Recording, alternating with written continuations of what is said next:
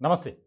ఆంధ్రప్రదేశ్‌లో రాజకీయాలు రసవత్తరంగా మారుతున్నాయి. దానికి సంబంధించినటువంటి సమీకరణాలు కూడా వేగంగా పుంజుకుంటున్నాయి. దీనికి ప్రధానమైనటువంటి కారణం త్వరలోనే ఎన్నికలు జరగబోతున్నాయి. ముఖ్యంగా ఆంధ్రప్రదేశ్‌లో ఈసారి కూటమి అధికారంలోకి వచ్చేందుకు విశ్వ ప్రయత్నాలు చేస్తుంది. సర్వే సంస్థలు గాని, ఓటర్ల నాడి గాని కూటమికే సానుకూలత ఎక్కువగా ఉందనేది బాగా వినిపిస్తుంది. ఇలాంటి సందర్భంలో వైఎస్ఆర్‌సీపీ కూడా రెండోసారి అధికారంలోకి రావాలి అని చెప్పి చాలా పట్టు మీద ఉంది. ఇలాంటి సందర్భంలో తాజాగా వైఎస్ఆర్‌సీపీ మేనిఫెస్టో విడుదల చేసింది. గత మేనిఫెస్టోకి కొంత ఏదో అదనంగా కొన్ని పాయింట్స్‌ను జోడించి ఇచ్చారు. ఇలాంటి సందర్భంలో తాజాగా కూటమి విడుదల చేసినటువంటి ఏదైతే మేనిఫెస్టో ఉందో దానికి సంబంధించి ఒక ఆసక్తికరమైనటువంటి చర్చ జరుగుతుంది. ప్రధానంగా అన్ని వర్గాల ప్రజలను సంతోషపెట్టే విధంగానే ఈ మేనిఫెస్టో ఉంది అనేది తాజాగా రాజకీయ వర్గాల్లో వినిపిస్తుంది. ఇలాంటి సందర్భంలో సూపర్ సిక్స్‌తో పాటు మరికొన్ని అంశాలను ఏదైతే అధికారంలోకి వచ్చిన తర్వాత ఎలాంటి హామీలు, వాగ్దానాలు, ఎటువంటి పథకాలు వీటన్నిటికి సంబంధించి ఒక క్లియర్ కట్ మేనిఫెస్టో అనేది రిలీజ్ చేసింది. దీనికి సంబంధించి చాలా ముఖ్యమైనటువంటి పరిణామంగా దీనిపై చర్చ జరుగుతుంది. ఖచ్చితంగా ఆంధ్రప్రదేశ్‌లో కూటమి అధికారంలోకి రాబోతుంది అనేది గత కొద్ది రోజుల నుంచి మనం వింటూనే ఉన్నాం. ముఖ్యంగా సర్వే సంస్థలు ఇస్తున్నటువంటి రిపోర్ట్స్ కూడా అదే విధంగా ఉన్నాయి. ఇలాంటి క్రమంలో తాజాగా విడుదల చేసినటువంటి ఈ యొక్క మేనిఫెస్టో ఏ రకంగా ఉందనేది ఒకసారి మనం చూద్దాం. సూపర్ సిక్స్‌తో పాటు యువత సంక్షేమం, దీంట్లో మెగా డిఎస్సి, ప్రతి సంవత్సరం జాబ్ క్యాలెండర్, ఉత్తరాంధ్ర, కోస్తా, రాయలసీమ ప్రాంతాల అభివృద్ధి, ఉద్యోగ కల్పనకు ప్రత్యేక ఎంప్లాయ్మెంట్ జోన్ల ఏర్పాటు, అత్యధిక ఉద్యోగ కల్పన చేసే ఎంఎస్ఎంఈ సెక్టార్కు ప్రోత్సాహకాలు, మూతపడిన ప్రతి నైపుణ్య శిక్షణా కేంద్రాన్ని పునఃప్రారంభం, విస్తరణ, పరిశ్రమల అవసరాలకు అనుగుణంగా యువతకు నైపుణ్య శిక్షణ అందించి ఉద్యోగాలు కల్పిస్తాం. ఇట్లా యువత సంక్షేమానికి పెద్దపీట వేసింది. అలాగే బీసీ డిక్లరేషన్, కొన్ని రాష్ట్రాల్లో ఈ బీసీ డిక్లరేషన్ ద్వారా అధికారంలోకి వచ్చినటువంటి పార్టీలు కూడా ఉన్నాయి. ఇలాంటి క్రమంలో బీసీలకు 50 సంవత్సరాలకే నెలకు 4,000 పెన్షన్లు ఇస్తాం, బీసీల రక్షణ కోసం ప్రత్యేక చట్టం, బీసీ సబ్ ప్లాన్ ద్వారా 5 ఏళ్లలో 1,50,000 కోట్లు ఖర్చు పెడతాం. చాలా ముఖ్యమైనటువంటి పరిణామం ఇది. బీసీలకు రాజకీయ ప్రాధాన్యత, బీసీల అభివృద్ధికి, ఉపాధికి ప్రోత్సాహకాలు పునరుద్ధరిస్తాం, శాశ్వత కుల ధృవీకరణ పత్రాలు అందజేస్తాం, యాదవ, కురుబ అత్యాధునిక ప్రమాణాలతో గొర్రెల పెంపకం యూనిట్ల స్థాపనకు రాయితీలు, గొర్రెలు, మేకల పెంపకం యూనిట్లకు బీమా సౌకర్యం, అలాగే చేనేత ఉత్పత్తులపై జీఎస్టీ రీఎంబర్స్ చేస్తాం. నాయీ బ్రాహ్మణులు, దేవాలయాల్లో పనిచేసే నాయీ బ్రాహ్మణులకు 25,000 గౌరవ వేతనం, షాపులకు 200 యూనిట్ల ఉచిత విద్యుత్. ఇప్పుడు దీని మీద ఆసక్తికరమైనటువంటి చర్చ జరుగుతుంది. గత ప్రభుత్వంలో ముఖ్యంగా వైఎస్ఆర్‌సీపీ అధికారంలోకి రాకముందు నాయీ బ్రాహ్మణులకు మేము సముచితమైనటువంటి స్థానం కల్పిస్తాం అని ఒక హామీ ఇచ్చారు. అయితే అది అంతంత మాత్రంగానే అమలు చేశారు అనే ఆరోపణలు కూడా ఉన్నాయి. ఇలాంటి సందర్భంలో కూటమి ఈ నాయీ బ్రాహ్మణులకు ఇచ్చినటువంటి ఈ యొక్క ఏదైతే మేనిఫెస్టోలో పొందుపరిచిన అంశం ఉందో దాని మీద కూడా ఒక ఆసక్తికరమైనటువంటి చర్చ జరుగుతుంది. అలాగే గీత కార్మికులు, మద్యం షాపుల్లో 10% కేటాయింపు, ఇది చాలా కీలకమైనటువంటి అంశం. ఇప్పటి వరకు కల్లు గీత కార్మికులకు సంబంధించి ఎక్కడా కూడా ఏ ప్రభుత్వం కూడా ఆంధ్రప్రదేశ్ సంబంధించి కానీ లేదా గతంలో తెలుగుదేశం పార్టీ అధికారంలో ఉంది అప్పుడు కూడా ఈ రకమైనటువంటి వెసులుబాటు ఇవ్వాల. ఉమ్మడి రాష్ట్రంలో కూడా అదే పరిస్థితి. కొన్ని రాష్ట్రాల్లో కొంత పర్సెంటేజ్ అనేది గీత కార్మికులకు అవకాశం ఇచ్చారు, 10% ఎక్కడా లేదు. ఇలాంటి సందర్భంలో ఇదొక శుభ పరిణామం కింద భావిస్తున్నారు గీత కార్మికులు.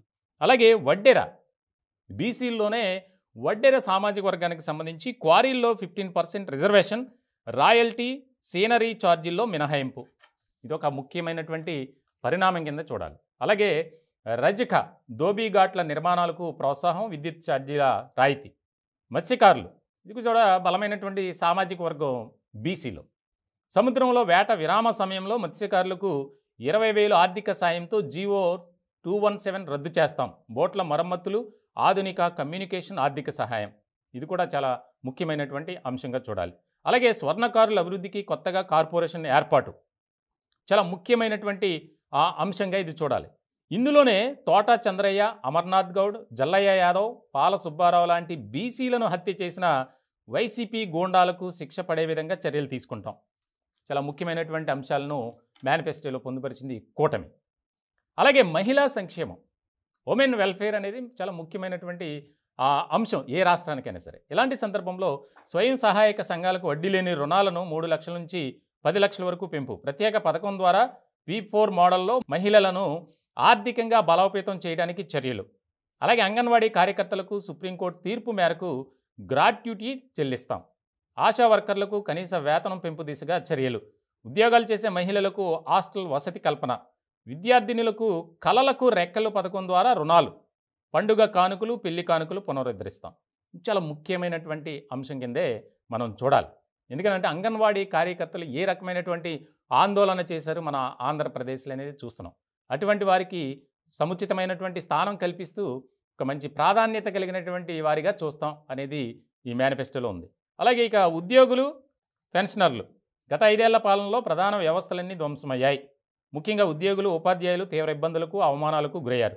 వారి గౌరవాన్ని పునఃప్రతిష్ఠింపచేసి పూర్తి అనుకూల వాతావరణంలో వారు పనిచేసేలా తగు చర్యలు చేపడతాం. సిపిఎస్, జిపిఎస్ విధానాన్ని పునఃసమీక్షించి ఆమోదయోగ్యమైన పరిష్కారానికి కృషి చేస్తాం. ఉద్యోగులకు మెరుగైన పిఆర్సీ అమలు చేస్తాం. అలవెన్స్ పేమెంట్స్ పైన పునఃపరిశీలన చేస్తాం. ప్రభుత్వ ఉద్యోగులకు కూటమి ప్రభుత్వం వచ్చిన వెంటనే ఐఆర్ ప్రకటిస్తాం. చాలా ముఖ్యమైనటువంటి పరిణామం. దాదాపు లక్షల మంది ఉద్యోగులు ఆంధ్రప్రదేశ్లో అసంతృప్తిగా ఉన్నారు వైసీపీ పాలనపై. ఏదైతే పిఆర్సీ కానీ తాజాగా ప్రకటించినటువంటి ఐఆర్, ఇంటర్మ్ రిలీఫ్ ఏదైతే ఉందో వాటి పట్ల ఉద్యోగస్తులంతా ఒక రకమైనటువంటి అసంతృప్తిలో ఉన్నారు. దాన్ని క్యాచ్ చేసుకుంది కూటమి. ముఖ్యంగా ఇచ్చినటువంటి హామీని నెరవేరుస్తామని గతంలోనే చెప్పినటువంటి పరిస్థితులు ఇప్పుడు తాజాగా మేనిఫెస్టోలో పొందుపరచడం అనేది కూడా ఉద్యోగులను క్యాచ్ చేసుకునే విధంగా, అంటే ముఖ్యంగా ఉద్యోగస్తులు ఓట్లను మలుచుకునే విధంగా ఉందని చెప్పాలి.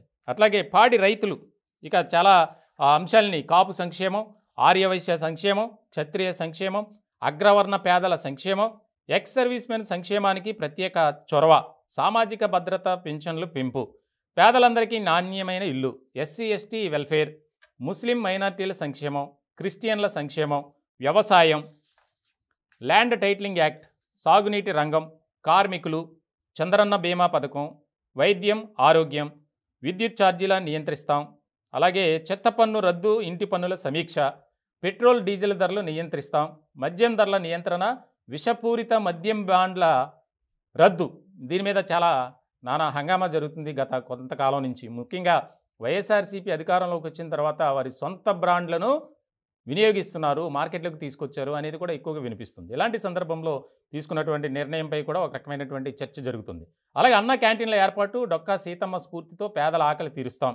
రేషన్ పంపిణీ విధానాన్ని సమీక్షించి పౌర సరఫరాల వ్యవస్థను పటిష్టం చేస్తాం.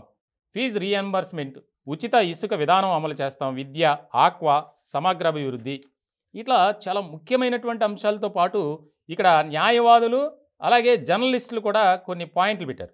అక్రిడేషన్ కలిగిన ప్రతి జర్నలిస్టుకు ఉచిత నివాస స్థలం. ముఖ్యంగా గత ప్రభుత్వంలో వైఎస్ఆర్సీపీ జర్నలిస్టులకు మొండి చేయి చూపించింది అనేది బాగా ఒక ఆరోపణ, విమర్శలు వినిపిస్తున్నాయి. ఇలాంటి సందర్భంలో జర్నలిస్టుల ఓటు బ్యాంకును కూడా కూటమి మలుచుకునే విధంగా ఒక నిర్ణయం తీసుకున్నట్లు ఈ యొక్క మేనిఫెస్టోలో పొందుపరిచారు. అలాగే న్యాయవాదులు, అట్లాగే అగ్రిగోల్డ్ ఆస్తులు అమ్మి బాధితులకు అందేలా చర్యలు తీసుకుంటాం. గుడ్ గవర్నెన్స్, రాయలసీమ అభివృద్ధి, ఉత్తరాంధ్ర అభివృద్ధి, పర్యాటకం, ఫుడ్ ప్రాసెసింగ్, దేవాలయాలు, బ్రాహ్మణుల సంక్షేమం. ఈ అంశాలతో పాటు దాదాపు చాలా ముఖ్యమైనటువంటి వాటిని అమలు చేస్తామని చెప్పి ముందుకొచ్చారు. సూపర్ 6, యువతకి 20 లక్షల ఉద్యోగాలు, నెలకు 3,000 నిరుద్యోగ భృతి, స్కూల్కి వెళ్ళే ప్రతి విద్యార్థికి ఏడాదికి 15,000, ప్రతి రైతుకు ఏటా 20,000 ఆర్థిక సాయం, ప్రతి మహిళకు నెలకు 1,500, అంటే 19 సంవత్సరాల నుంచి 59 సంవత్సరాల లోపు ఉన్నటువంటి వారికి, ప్రతి ఇంటికి ఏడాదికి ఉచితంగా 3 గ్యాస్ సిలిండర్లు, మహిళలకు ఉచిత బస్సు ప్రయాణం.